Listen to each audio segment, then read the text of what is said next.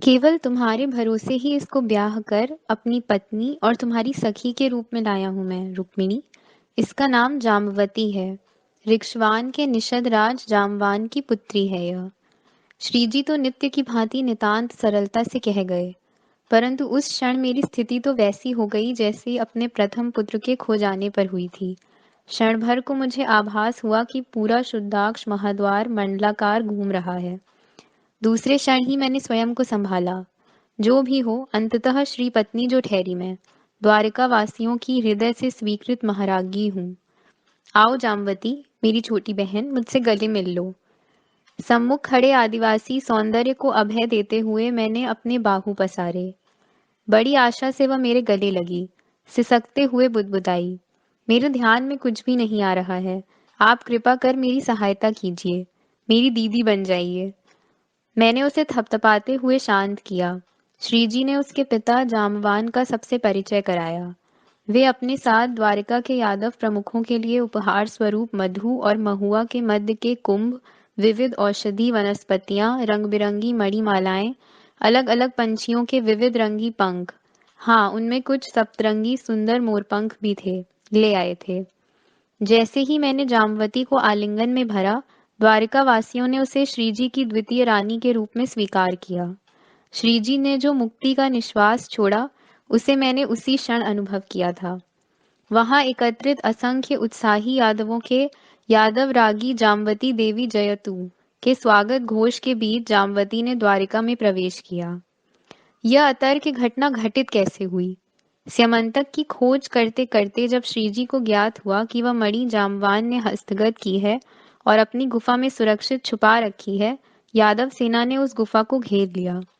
सेनापति सात्यकी और अनाधृष्टि ने निषद राज जामवान को वन्य बेलों से बांधकर बंदी बनाकर श्रीजी के सम्मुख उपस्थित किया। स्यमंतक मणि की मांग करते ही बिफर कर उसने कहा, वह मणि मेरे पास है। भले ही मेरे प्राण चले जाएं, मैं वह मणि यूं ही नहीं दूंगा। पहले मुझे अभय दीजिए। अभय किस लिए? किस प्रकार लौटाएंगे आप वह मणि? उस निर्भय निषद राज का निर्भय उत्तर भी श्रीजी को मन ही मन भा गया। जामवान ने कहा, मेरी इकलौती कन्या है जाम्बवती। यदि तुम्हारा या मुखिया उसे अपनी पत्नी बनाने को तैयार हो, तो मैं वह रत्न प्रस्तुत करता हूँ, अन्यथा नहीं। न जाने क्या सोचकर श्रीजी ने उस विचित्र शर्त को स्वीकार किया था। एक चांद्रवंशी क्षत्रिय नरश्रेष्ठ ने एक आदिवासी वन कन्या को पत्नी के रूप में सादर स्वीकार किया। यह घटना आर्यावर्त में अभूतपूर्व थी। आगे कभी ऐसा घटित होगा कि नहीं, कहना कठिन था। इस मनवंतर को रचते हुए उन्होंने जिस आकाश सदृश मन के दर्शन कराए थे, उसे देखकर शरणार्थ में मैंने भी निश्चित किया था कि उनकी पत्नी होने के नाते मैं भी अपने हृदय को ऐसा ही उदार बनाऊंगी। इससे मैं श्रीजी को और भी अधिक प्रिय हो सकूंगी। यदि मैं ऐसा ना करती तो मुझे विश्वास था, ऋक्ष्वान के घने अरण्य में भी वे जामवती नगरी स्थापित करते, केवल आदिवासियों के लिए। तब मैं क्या करती? जाम्बवती को आलिंगन में भरते हुए मुझे स्त्री मन का, उससे भी बढ़कर रागी मन का बोध हुआ। उसके आलिंगन में रहते ही मेरे मन में एक विलक्षण विचार कौंधा। कौंडन्यपुर में मेरे स्वयंवर के लिए इकट्ठा हुए श्रीजी को ग्वाला कहकर उनकी उपेक्षा करने वाले, स्वयं को सम्राट कहलाने वाले जरासंध सहित सारे क्षत्रियों में से क्या कोई क्षत्रिय पुरुषोत्तम या साहस करता? उनमें से कोई एक भी किसी आदिवासी स्त्री को अपनी पत्नी स्वीकार करता? जाम्बवती झरने के समान निर्मल मन की थी। वह उत्साही और अध्ययनशील स्वभाव की थी।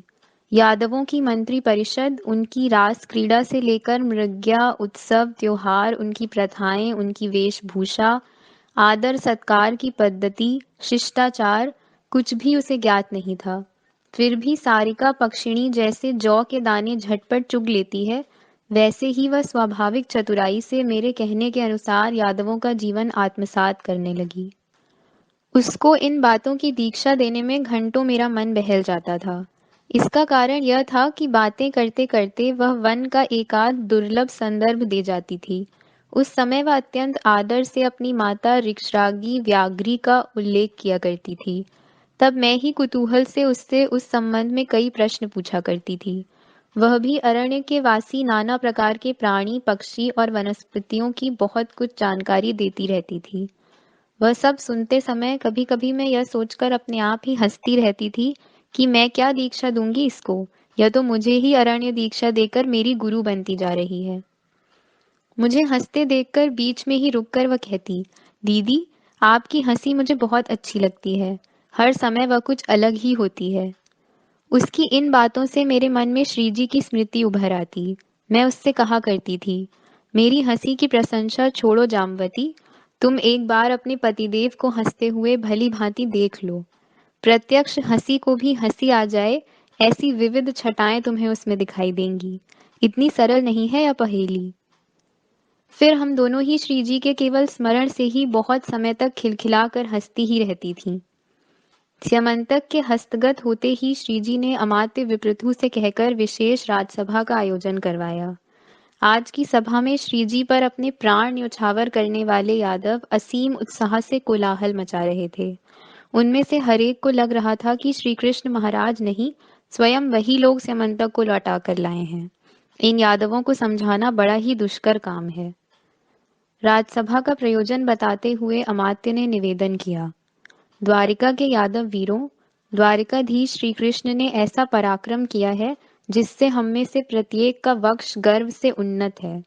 अपनी तेजस्वी सुलक्षण स्यमंतक मणि के अपहरण का सर्वथा वृथा आरोप ज्येष्ठ यादव सत्राजित ने श्री कृष्ण पर लगाया था। कुछ अघटित घटनाओं के पश्चात वह मणिरत्न जिस निषद राज जामवान के पास था, उससे युद्ध करके यादव श्रेष्ठ श्री कृष्ण वह मणि वापस ले आए हैं। उनके पराक्रम से प्रसन्न होकर निषदराज ने अपनी कन्या देवी जामवती उन्हें अर्पित की है। देवी रुक्मिणी के बाद देवी जामवती को भी हमें श्री कृष्ण पत्नी के रूप में स्वीकार करना चाहिए। क्या राजसभा इससे सहमत है? सभागृह को सचेत करने के लिए अमात्य ने रत्नजटित राजदंड से भूमि पर आघात किया। स्वीकार है, स्वीकार है। रानी जामवती देवी की जय हो। श्री कृष्ण महाराज की जय। महाराज्ञी रुक्मिणी देवी की जय। समस्त यादव अब मुझे महाराज्ञी कहने के अभ्यस्त हो गए थे। तभी तो बड़ी माँ देवकी देवी के सिंहासन पर आसीन रहते हुए भी उन्होंने मेरा महाराज्ञी रुक्मिणी देवी कहकर जयघोष किया था। अब श्रीजी की पत्नी को जो शोभा दे, मुझे ही अपने बुद्धि चातुर्य से ऐसा कोई उपाय करना आवश्यक हो गया था। उसी समय राजसभा में आसन पर बैठे बैठे मैंने मन ही मन निश्चय किया कि आज से मैं ही बड़ी माँ को ज्येष्ठ महाराज्ञी कहना आरंभ करूंगी। द्वारिकाधीश आज इसी सुधर्मा राजसभा की साक्षी में स्यमंतक को सत्राजित के हाथों सौंपेंगे। उसे स्वीकार करते हुए सत्राजित यादव श्रेष्ठ को आशीर्वाद दें। अमात्य ने कहा। गर्वोन्नत मन से श्रीजी अपने आसन से उठकर खड़े हो गए। असीम तेज से उनका मुखमंडल दमक रहा था। उनके हाथ में मणि की नक्शीदार सीसम पेटिका थी। सत्राजित मंत्रीगणों के मंडल से उठकर थरथराते हुए श्रीजी के निकट आ गए। नित्य की भांति मंद नटखट मुस्कुराते हुए श्रीजी ने वह मणि पेटिका सत्राजित को सौंप दी और उनको नम्रता पूर्वक प्रणाम किया। तालियों की गड़गड़ाहटी गूंज में ईडा देवी, महाराज वसुदेव और महाराज्ञी के नाम के जयघोष से राजसभा निनादित हो गई। इसी सभागृह में श्रीजी पर लगाए गए अविचारी आरोप के स्मरण से सत्राजित अत्यंत लज्जित हो गए थे। पेटिका को अपने हाथों में संभालते कंपित शब्दों में उन्होंने कहा, यद्यपि मैं ज्येष्ठ हूँ, राजसभा को साक्षी रखकर श्री कृष्ण मुझे क्षमा करें। अपना मनोगत व्यक्त करने के लिए मेरे पास उचित और पर्याप्त शब्द ही नहीं हैं। मैं केवल इतना ही कर सकता हूँ। पिता होने के नाते इसी क्षण मैं अपनी वीर कन्या सत्यभामा श्री कृष्ण को अर्पित करता हूँ। उदार मन से स्यमंतक मणि के साथ साथ वे उसको भी अपनी तीसरी पत्नी के रूप में स्वीकार करें। आखिर सत्राजित का दूसरा नाम शक्तिसेन जो था। मान्य है, मान्य है। द्वारिकाधीश श्री कृष्ण, स्यमंतक समेत सत्राजित का दूसरा उपहार भी स्वीकार कीजिए। आप सर्वथा उसके योग्य ही हैं। यादव श्रेष्ठ देवी सत्यभामा को अपनाइए, मणि स्वीकार कीजिए। नित्य रणोत्सुक यादव गण निरंतर एक स्वर से बोलते जा रहे थे। तब मेरे निकट ही बैठे श्रीजी मेरी ओर एकटक केवल देखते ही रहे। कितने भाव छिपे थे उनके उस दृष्टिक्षेप में, जैसे वे मूकता से ही मुझसे पूछ रहे थे, क्या करूं मैं, दोनों को स्वीकार करूं? मैंने झुकती पलकों से उनको अपनी मूक सम्मति दी। फिर भी कुछ क्षण वे मेरी ओर देखते ही रहे। उनकी ग्रीवा कुछ ऐसे हिली जैसे वे किसी बात से असहमत हों। फिर वे धीरे से उठकर खड़े हो गए। बिना कुछ कहे मुट्ठी कसकर उन्होंने दाहिनी भुजा ऊपर उठाई। उस संकेत से राजसभा तालियों की गड़गड़ाहट और जयघोष से निनादित हो उठी। श्रीजी की ऊपर उठी भुजा को मैं देखती ही रही। ऊपर उठाई गई भुजा को शांत भाव से नीचे लेते हुए श्रीजी ने धीमे और दृढ़ शब्दों में कहा, प्रिय यादवजन, संभ्रमित मत हो जाओ।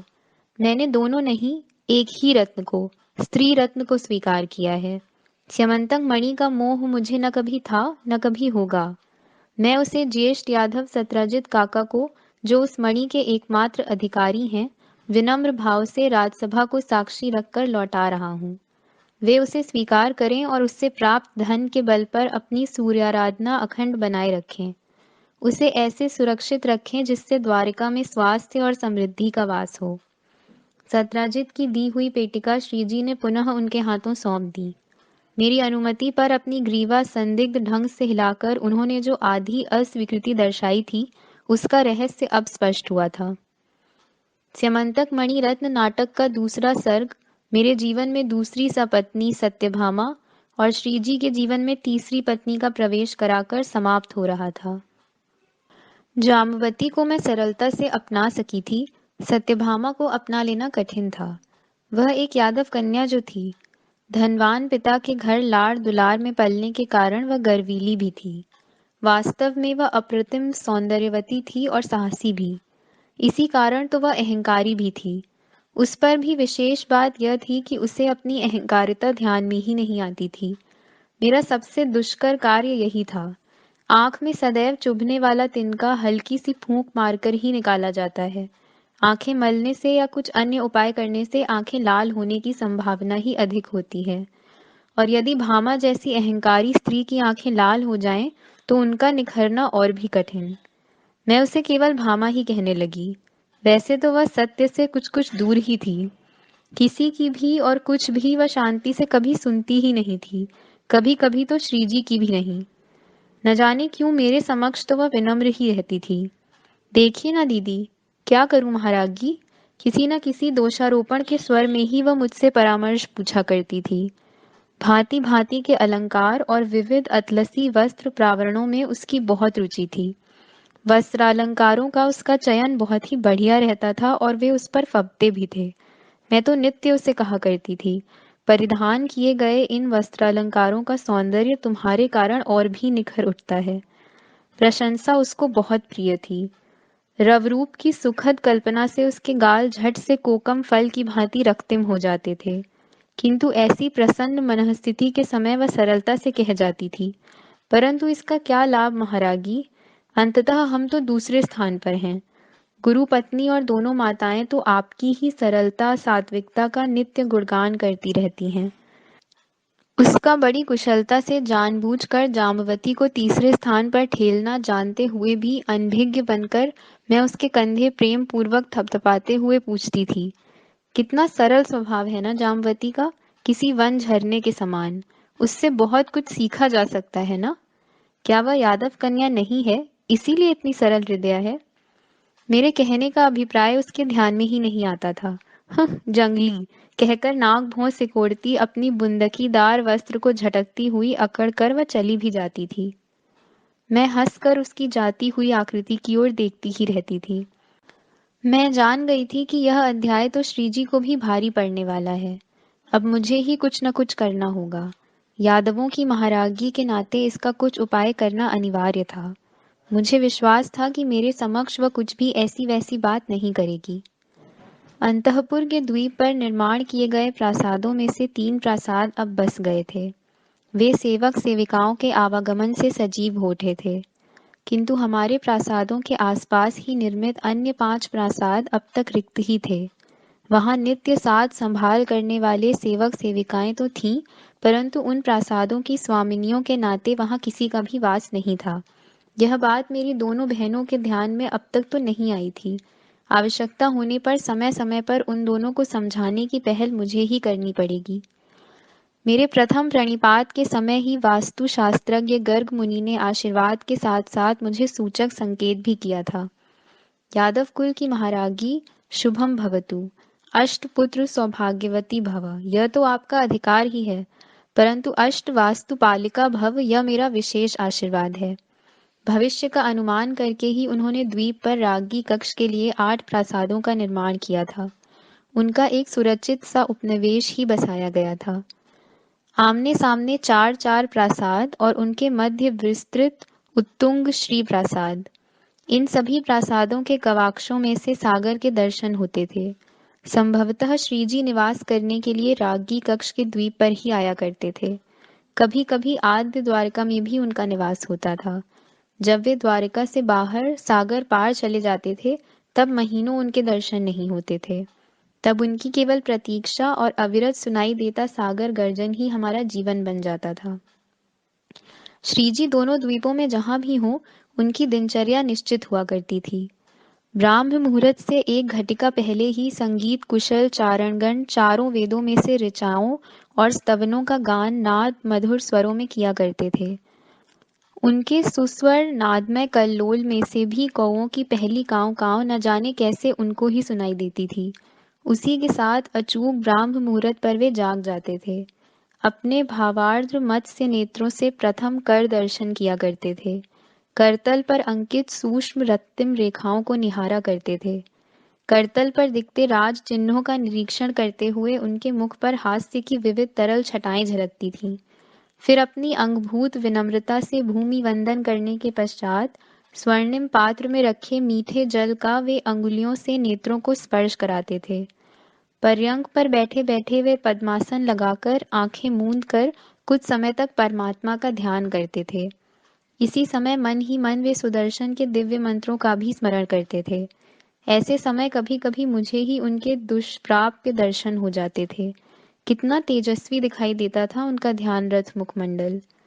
इसके पश्चात वे अपनी स्फटिक धवल दंत पंक्ति को हरितकी विभीतक और नीम के पत्तों के मिश्र चूर्ण से मांजते थे।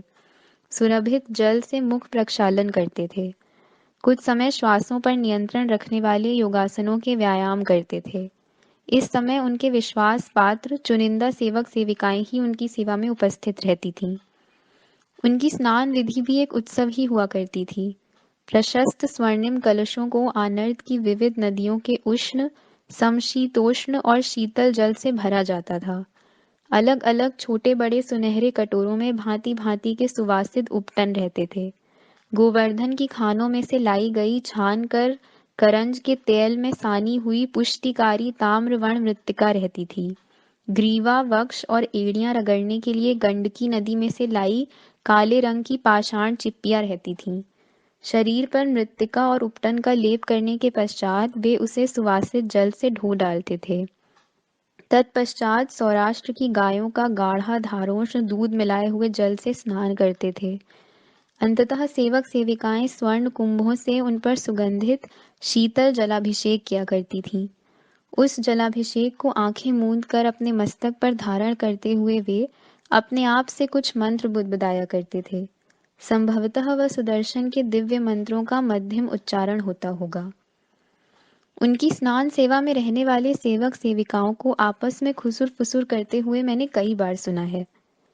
मस्तक पर जलाभिषेक धारण करते हुए द्वारकाधीश सोमनाथ मंदिर के गर्भागार में स्थित शिव पिंडी के समान दिखते हैं। इस प्रकार सुस्नात होकर राजवेश धारण करके वक्ष पर प्रफुल्लित वैजंती माला और मस्तक पर मोरपंख मंडित स्वर्णिम मुकुट धारण किए श्रीजी को देखने पर कई बार मुझे वे पश्चिम सागर से ऊपर उठने वाले तेजोमय सूर्यदेव के समान प्रतीत हुए थे। कभी कभी वे देवर जी उद्धव बलराम भैया सात्यकी सहित समुद्र स्नान के लिए जाते थे, परंतु वहां स्नान विधि का कोई भी उपचार नहीं हुआ करता था। वातायन से वे प्रथम सभी के साथ समुद्र पूजन करते हुए सुदूर दिखाई देते थे। फिर पंक्ति में खड़े रहकर अपने साथियों के साथ देर तक सूर्य को समुद्र जल से अर्घ्य देते हुए दिखते थे। तैरने के लिए जब वे जल में उतरते थे तो बचपन में यमुना में जिस प्रकार जल क्रीड़ा करते थे उसी प्रकार यथेष्ट जल क्रीड़ा करते थे। जिस दिन सवेरे समुद्र स्नान करके वे सूर्य को अर्घ्यदान दिया करते थे, उस दिन संध्या समय भी वे समुद्र में से ही अर्घ्यदान दिया करते थे। स्नान के पश्चात वे प्रथम माता पिता के साथ साथ सभी ज्येष्ठ व्यक्तियों के दर्शन किया करते थे। संध्योपासना करने के बाद स्वर्ण कुंभ से धारोष्ण दूध पीते। पुरोहितों के मंत्र पठन के साथ अग्नि को हवि अर्पण, फिर उसके बाद अपने साधना कक्ष से दिखते उदीयमान सूर्य का पूजन करते थे। दर्भासन पर बैठकर एकाग्र चित्त से नम्र भाव से सवित्र मंत्र का पुरस्चरण करते थे। देवों और पूर्वजों के साथ साथ कुल के ऋषियों को सम्मंत्र तर्पण देने के पश्चात नानाविध वस्तुओं का दान सत्र आरंभ होता था। आरंभ में मैं अकेली ही दान देने के लिए श्रीजी के निकट बैठा करती थी। फिर अपने आप ही मेरे ध्यान में आया कि मेरी दोनों बहनों को भी इस विधि में सहभागी बनाना आवश्यक है। तब दान सत्र के समय उन दोनों के स्वर्णिम आसन भी सजाए जाने लगे। दान सत्र के पश्चात श्रीजी राजसभा के लिए सशस्त्र राजवेश धारण करते थे। कभी कभी वे कंधे पर अजितंजन धनुष लटकाते थे। पीठ पर तुरीन रहता था। कभी उनके हाथ में काले रंग का लंबा चिकना सीसम का सौनंद मूसल होता था। कभी उनके कंधे पर स्वर्णलेप की गई गोल डौलदार कौमुद की गदा रहती थी। कभी वे कटी में केवल कोशावृत खड़ग बांधकर निकलते थे। श्रीजी को इन विविध रूपों में देखना ही मेरा छंद और आनंद था। सुधर्मा सभा में जाने से पहले हम दोनों प्रशस्त स्वर्ण थाल में रखे घृत के दर्पण में मुख दर्शन करते थे। बैठक कक्ष में रखे आसन पर बैठकर हम दोनों पौरजन, सेवकजन, सैनिक और विविध दल प्रमुखों का सुख दुख सुनते थे। जिनकी जैसी आवश्यकताएं होती थी उनको पूरा करते थे। द्वारिका जनपद के लिए जिसने कुछ विशेष पराक्रम किया हो, उसको वस्त्र, अलंकार, अश्व, गज देकर उसका सम्मान करते थे। यदि किसी व्युत्पन्न प्रज्ञावंत ऋषि मुनि का आगमन हुआ हो, तो उनको सवत्स गायों का दान और आश्रम के लिए धान्य आदि दिया जाता था। पौरजनों के इन मेल मिलापों में श्रीजी का एक प्रमुख गुण विशेष मुझे तीव्रता से प्रतीत होता रहा। अपार प्रेम का, निरपेक्ष स्नेह का। मेरे अंतर्मन पर अनजाने में जैसे उनकी एक राज मुद्रा ही अंकित हो गई।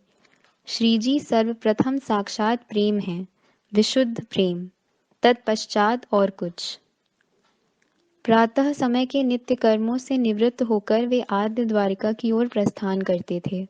इस समय उनके साथ बलराम भैया, उद्धव जी, सेनापति सात्यकी अथवा अनादृष्टि और अमात्य विपृथु अवश्य हुआ करते थे। कभी कभी इनमें मंत्री परिषद के किसी सदस्य के स्थान पर कोई अपरिचित अभ्यागत दिखाई देता था।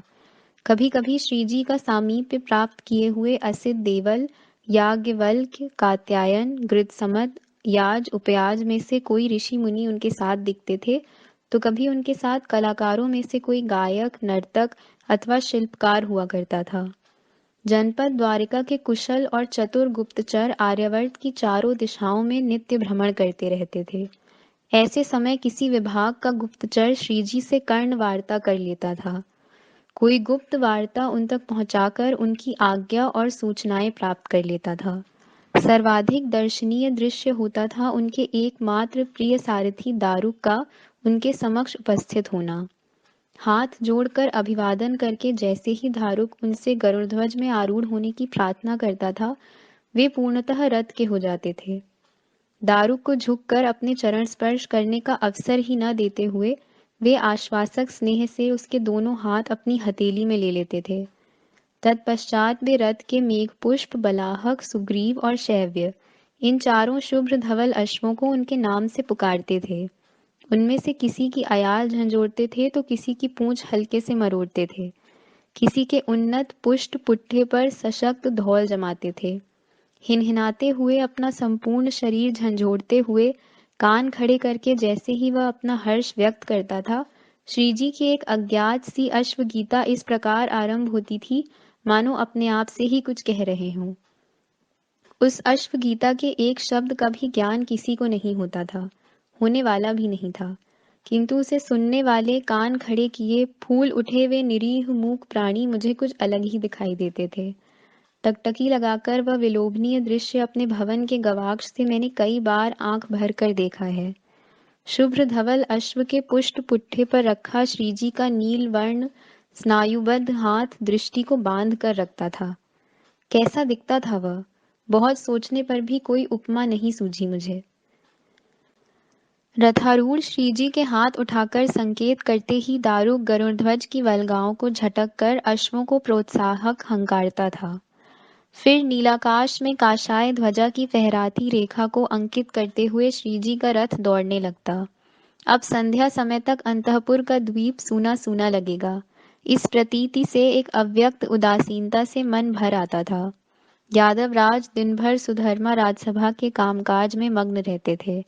वे द्वीप पर आकर बसे तो थे, फिर भी आर्यावर्त के निवासियों से अलग नहीं हुए थे, हो ही नहीं सकते थे। कौन कौन आकर उनसे मिलते थे, कैसी कैसी कठिन समस्याएं उनके समक्ष रखते थे, इसके रोचक वृत्तांत देवर जी उद्धव से मुझे ज्ञात हो जाते थे। कभी कभी उत्सुकता से अनेकानेक प्रश्न पूछकर मैं उनसे वह निकलवा लेती थी। विशेष बात यह थी कि उद्धव जी मुझे देवर की अपेक्षा भ्राता ही अधिक लगते थे। दिखते भी थे वे मेरे ही सदृश। द्वारिका के सभी यादवों में यही एकमात्र यादव ऐसा था जो मुझे श्रीजी की छाया ही लगता था। श्रीजी की वाणी मधुर मुरली समान थी, उद्धव जी की भी, परंतु दोनों में एक सूक्ष्म भेद था। वाणी की मुरली श्रीजी बजा रहे हैं ऐसा कभी नहीं लगता था, वह स्वभावतः ही बज रही है यही आभास होता था, परंतु उद्धव जी उसे बजा रहे हैं ऐसा अनुभव होता था। औरों का पता नहीं, मुझे तो ऐसा ही लगता था। दोनों की वाणी मुझे बहुत ही अच्छी लगती थी। उनकी बातों में बिना कोई बाधा डाले उन्हीं की बातों को सुनने को जी करता था। बलराम भैया की तो बात ही अलग थी। कभी कभी वे उन दोनों की बातों को एक झटके में सीधे उड़ा ही देते थे। कुछ समय पश्चात स्वयं उन्हें ही लगता था कि उनसे कुछ भूल हो गई है। ज्येष्ठ होने के कारण वे क्षमा याचना तो नहीं कर सकते थे, लेकिन ऐसी स्थिति में बड़ी कुशलता से वे उन दोनों को अभी बच्चे हो, अनजान हो, कहते हुए ग्रीवा को पीछे झटक कर खिलखिलाकर हंस देते थे। मैं समझ जाती थी कि यह हंसी ही उनकी क्षमा याचना है। उनको इस प्रकार हंसते देख अवश्य मेरे मन में एक विचार तरंग उठती थी। क्या श्रीजी और देवर जी उद्धव कभी इस प्रकार हंसेंगे? और यदि हंस दिए तो कैसे दिखाई देंगे? संध्या समय भांति भांति के सागर पाखी चहचहाते हुए अपने अपने नीड़ों की ओर लौटने लगते। सूर्य तेज के अस्त होने के समय श्रीजी का रथ अंतःपुर के द्वीप की ओर लौटता था। दारुक उसको अश्वशाला में ले जाता था। कभी कभी राजनीति की कोई कठिन समस्या श्रीजी के सम्मुख खड़ी हो जाती थी।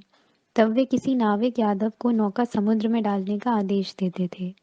ऐसे समय बलराम भैया, अमात्य विपृथु, सात्यकी, अनादृष्टि अथवा कृतवर्मा, इनमें से जो कोई उस समस्या से संबद्ध रहता था, श्रीजी के साथ हुआ करता था। परंतु ऐसा भूलकर भी नहीं होता था कि उद्धव जी श्रीजी के साथ न हो। उस समय उस नौका पर ऐसी शुभ्र धवल पताका चढ़ाई जाती थी जो दूर से भी स्पष्ट दिखाई दे। नौका सागर में डालने से पहले नाविक शंख से जो समुद्र गर्जन जैसा परंतु स्पष्ट सुनाई देने वाला बोल निकालता था, उसकी लय संपूर्ण द्वीप में गुंजित होती थी। उसका स्पष्ट संकेत होता था कि इस समय द्वारिकाधीश सागर में तैरती नौका के सुरक्षित मंत्रणा कक्ष में राजनीति के किसी महत्वपूर्ण परामर्श में उलझे हुए हैं, परंतु इस मंत्रणा की भनक भी कभी किसी के कानों में नहीं पड़ती थी। सामान्यतः संध्या समय निष्णात आचार्यों के साथ उनका असीचर्या, अश्वचर्या, गजचर्या, रथचर्या, धनुर्वेद आदि का अभ्यास तब तक चलता रहता था जब तक वे स्वेद सिक्त न हो जाएं। सूर्यास्त के समय वे संध्या के लिए दर्भासन ग्रहण करते थे। फिर इडा देवी का स्मरण करके यादवों का परंपरागत ईश स्तवन होता था। उसके पश्चात वे रात्रि का भोजन करते थे। वह भी एक समारोह ही हुआ करता था। दधी दूध से बनाए गए व्यंजन उनको बहुत प्रिय थे। गुलगुला, ओदन, जौ की रोटियां और चटनी वे बड़े चाव से खाते थे। बलराम भैया सात्यकी, आनर्त सौराष्ट्र में उतरकर जो मृगया लाते थे, उसका भी स्वाद वे लेते थे। भोजन के समय अन्य जनों का ध्यान रखकर वे स्वयं विशेष व्यंजन उनको परोसने को कहते थे, किंतु स्वामी स्वयं आवश्यकता से अधिक एक कण भी नहीं ग्रहण करते थे। भोजनोपरांत वे परिवार के प्रमुख स्त्री पुरुषों से सुख दुख की बातें करते थे। आचार्य पुरोहितों के साथ वेद वेदांत, शास्त्र पुराण, नृत्य संगीत आदि समयानुसार चर्चा में आने वाले विषयों पर सांगोपांग विचार विमर्श करते थे। तात वसुदेव, बड़ी और छोटी माँ, बलराम भैया, युवरागी रेवती देवी और उद्धव के साथ वे दूसरे दिन होने वाले धार्मिक, और पारिवारिक कार्यों की चर्चा करते थे। कभी मेरे साथ, कभी भामा के साथ, तो कभी जाम्बवती के साथ वे चौपड़ भी खेलते थे। इस खेल के विषय में मैंने जो जानकारी प्राप्त की थी वह बड़ी मनोरंजक थी। भामा अथवा जाम्बवती के साथ खेल में श्रीजी कभी हारे नहीं थे, परंतु मेरे साथ खेलते समय उन्होंने कई बार हार मानी थी। द्वारिका के प्रमुख चौक में जैसे ही समय पालक लौहथाल पर ठनठनाकर रात्रि के द्वितीय प्रहर के आरंभ की सूचना देता था, श्रीजी जहां भी होते मोहक मुस्कान के साथ हाथ जोड़कर आसपास के लोगों को सूचित करते थे कि आज का कर्मयोग समाप्त हुआ है, अब मैं तुम्हारा नहीं हूँ। उनकी हंसी में इतनी मिठास होती थी कि उन्हें आगे कुछ भी कहने की आवश्यकता ही नहीं रहती थी। जो भी उनके पास होता था संकेत जानकर उनके शयन कक्ष की ओर मुड़ने से पहले ही शीघ्रता से उनके चरण स्पर्श करने का अवसर पा लेता था। अपने शयन कक्ष की ओर लौटते समय श्रीजी के मुखमंडल पर दिन भर बीते सुख दुख के क्षणों की झांकी अस्पष्ट सी भी नहीं दिखाई देती थी। मुझे तो वे संध्या समय सागर जल में अस्त होते सूर्यदेव के समान ही लगते थे। उनके शयनकक्ष में चले जाने के पश्चात चारणगण निद्राराधन का संक्षिप्त सा स्तवन गान आरंभ करते थे। मेरे अपने कक्ष में होते हुए भी मैं अनुभव करती थी कि श्रीजी का उस स्तवन गान की ओर तनिक भी ध्यान नहीं होगा। पर्यंक पर आसीन होकर स्वयं उन्होंने नित्य स्तवन किया होगा। ओम ईशावास्यमिदं सर्वं यतिकंच जगत्यान जगत। यह चराचर विश्व परमात्मा का निवास स्थान है। कहते कहते वे गहरी परंतु सजग निद्रा के अधीन भी हुए होंगे।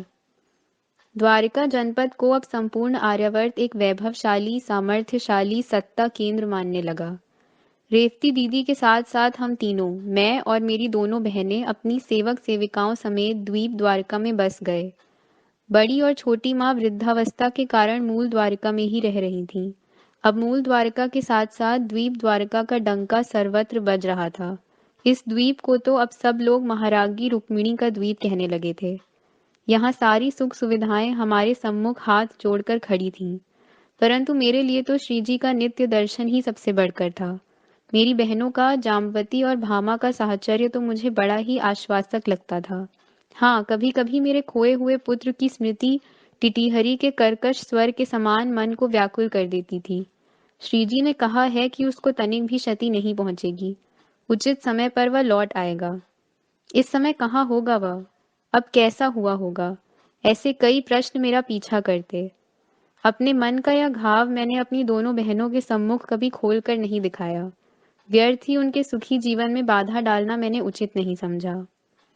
सत्यभामा द्वारिका वासी और यादव कन्या थी, अतः सब कुछ जानती थी। कभी कभी इस विषय में मुझसे कुछ पूछने हेतु वह कहने लगती, दीदी आपसे मर्म की एक बात कई बार पूछना तो चाहा, परंतु वह मन में ही रह जाती है। कहते कहते वह कुछ और ही कहने लगती थी। मैं जान जाती थी कि स्पष्टतः कुछ पूछने का साहस वह नहीं जुटा पा रही है।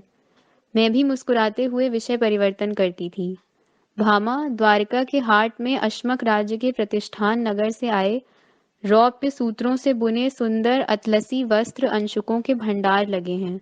जामवती को साथ लेकर एक बार हो तो आओ। उसको तो वस्त्रों का कुछ विशेष ज्ञान है ही नहीं, परंतु उसको अपने साथ अवश्य ले जाना। हमारी बहन के नाते द्वारिका वासियों को उसे देखने परखने तो दो। ठीक कह रही हूं ना मैं?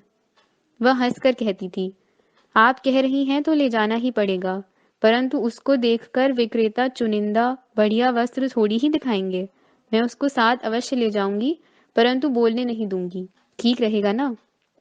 अपना हट वह कभी नहीं छोड़ेगी, यह बात मन ही मन समझते हुए मैं कहती, जैसा तुम ठीक समझो। रेवती दीदी अपने दोनों पुत्रों निषद और उल्मुख को, जिनकी वय में कुछ विशेष अंतर नहीं था, लेकर बीच बीच में मुझसे मिलने आया करती थीं।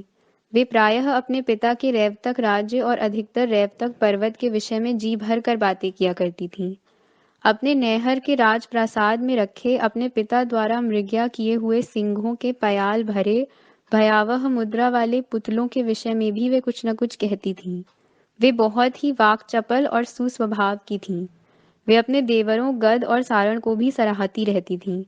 वे उलाहना देती थीं तो केवल बलराम भैया के बारे में, वह भी बड़ा मनोरंजक। बड़ी सावधानी से आसपास कोई है तो नहीं, इसकी आहट लेकर वह कहती थीं, क्या बताऊं तुम्हें रुक्मिणी, कैसे खर्राटे भरते हैं स्वामी। अच्छा है कि निरंतर गर्जन करता सागर समीप है, वरना नित्य रात्रि तुम लोग चली आती हमारे भवन की ओर। उनकी बातें सुनकर मुझे हंसी आती। मैं जानबूझकर बलराम भैया का पक्ष लेकर उनसे कहती, बहुत ही भोले भाले हैं हमारे भैया। आपको उनके खराटे भरने की चिंता पड़ी है, परंतु मेरे स्वामी की भांति दो दो सपत्नियों की आपत्ति में तो नहीं डाला है ना उन्होंने आपको। उस क्षण वह निरुत्तर हो जाती, परंतु शीघ्रता से अपने देवर का पक्ष लेती हुई कहती, देवर जी के बारे में कुछ न कहना रुक्मिणी। तुम्हारे स्थान पर मैं होती तो और भी 4-5 सपत्नियों को स्वीकार करती। अपने देवर के लिए उनके मन में निष्कलुष प्रेम भाव ही था। एक बार इसी प्रकार बातों ही बातों में रेवती दीदी ने एक महत्वपूर्ण बात कही।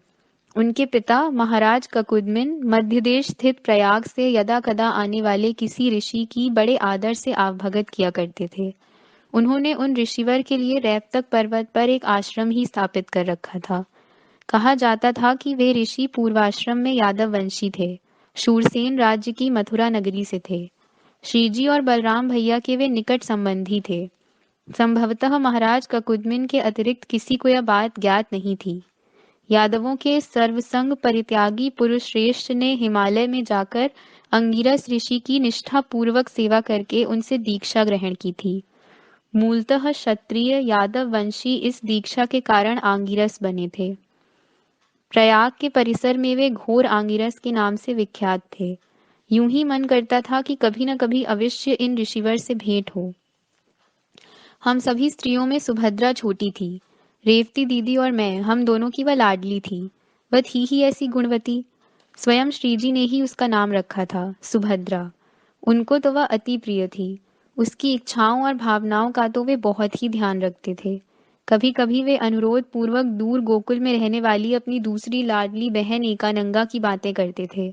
आग्रह से कहते थे, सुभद्रा, दाऊ के साथ एक बार तुम गोकुल हो आओ, एकानंगा से मिल लो, और हाँ, आते समय उसको अपने साथ लेकर ही आना। यह सुनकर भोली भाली सुभद्रा स्वीकृति सूचक सिर हिलाती थी। मैंने जब 2-3 बार श्रीजी को सुभद्रा से यही बातें कहते सुना, तब बीच ही में मैंने उनको टोका, सुभद्रा के साथ बड़े भैया को ही जाने की क्या आवश्यकता है। आप भी तो जा सकते हैं सुभद्रा के साथ गोकुल। अपने सभी प्रियजनों से मिलकर आप ही ले आइए अपनी प्रिय बहन को। मेरा संकेत राधा की ओर है, यह जानकर श्रीजी हंसकर कहते, मैं तो अब गोकुल जाने से रहा, कितना काम पड़ा है यहाँ। साधारणतः वे कभी गंभीर नहीं हुआ करते थे, परंतु बातों बातों में जब भी गोकुल का केवल उल्लेख भी होता था, श्रीजी के मुख पर उदासी की एक सूक्ष्म सी लहर दौड़ती थी। मुझे वह शीघ्र ही प्रतीत होती थी। हमने कभी गोकुल अथवा राधा के विषय में बातचीत नहीं की थी, परंतु ऐसे समय श्रीजी की ओर देखकर मेरे मन में तीव्रता से विचार आता था, यमुना तट का श्रीजी का प्रिय गोकुल मैं भी तो देख लूं एक बार।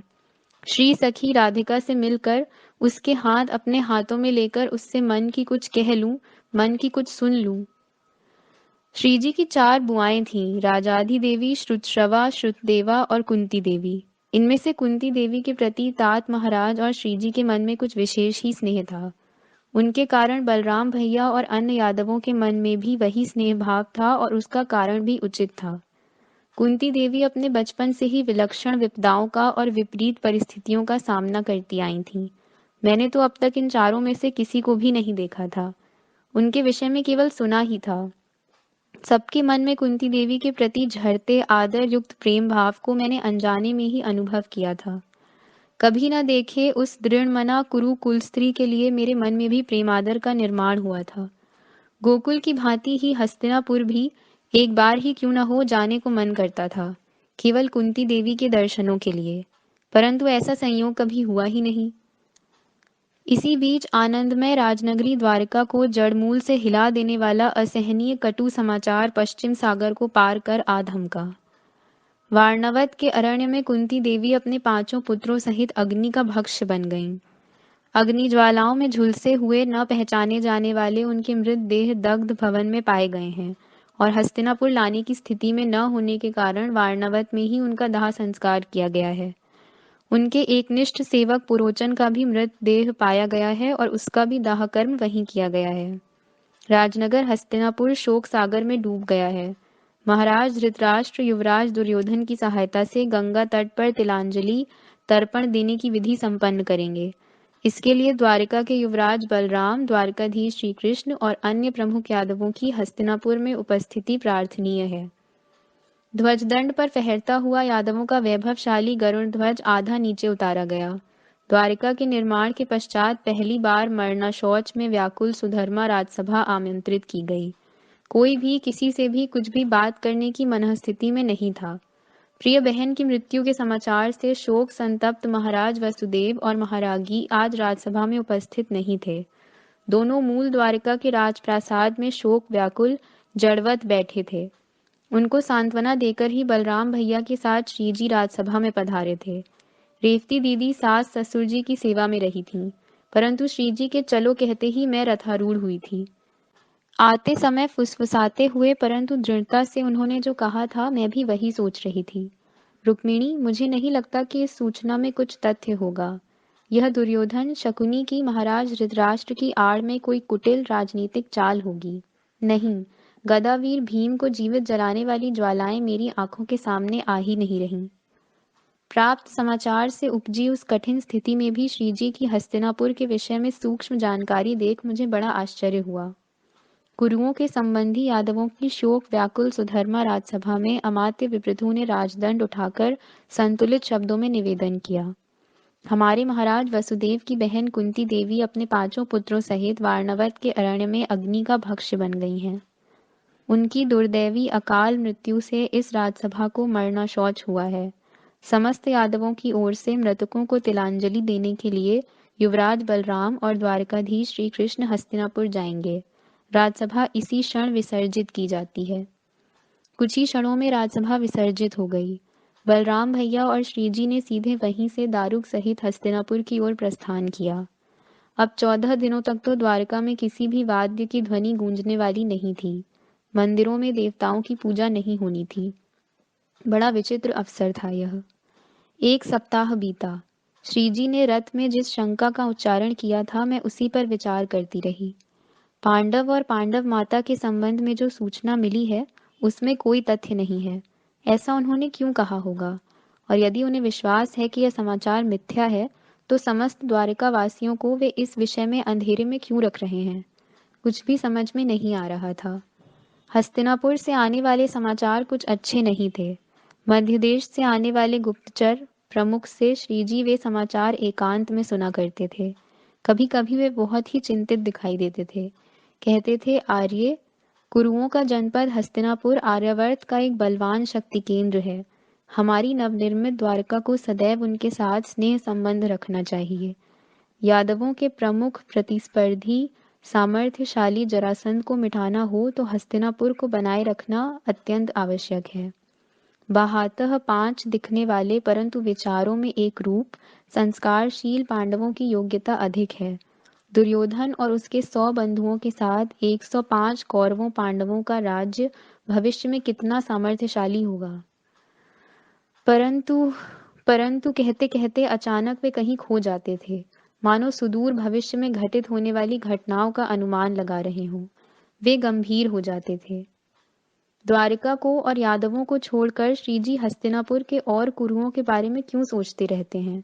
इतने दूर के राज्य का द्वारिका से क्या संबंध है?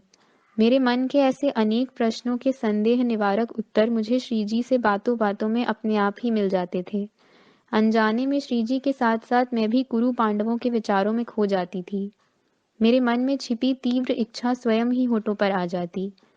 मुझे भी लगता है कुंती बुआ से मिलूं, उनके आशीर्वाद पालूं, पांडवों को अपनी आंखों से देखूं।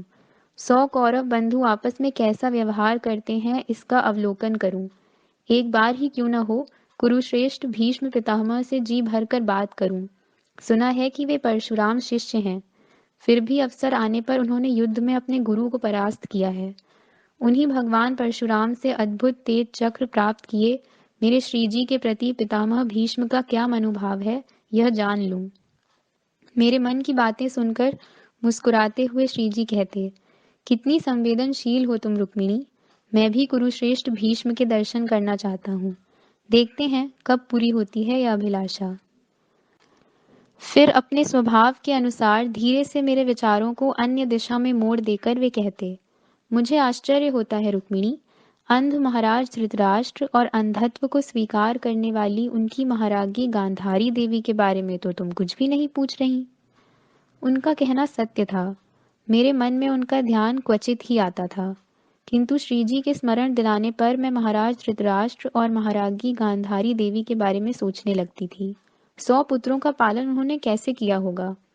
अंधत्व को स्वीकार कर इतने विशाल राज्य के महासम्राज्ञी पद का कैसे निर्वाह किया होगा? ऐसे में एक विचार अवश्य मेरे मन को चुभता रहता। श्रीजी की 2 बहनें थीं, सुभद्रा और एकानंगा। 100 कौरवों की भी एक ही क्यों न हो बहन थी, दुशला। परंतु 5 वीर पांडवों की कोई सगी बहन नहीं थी।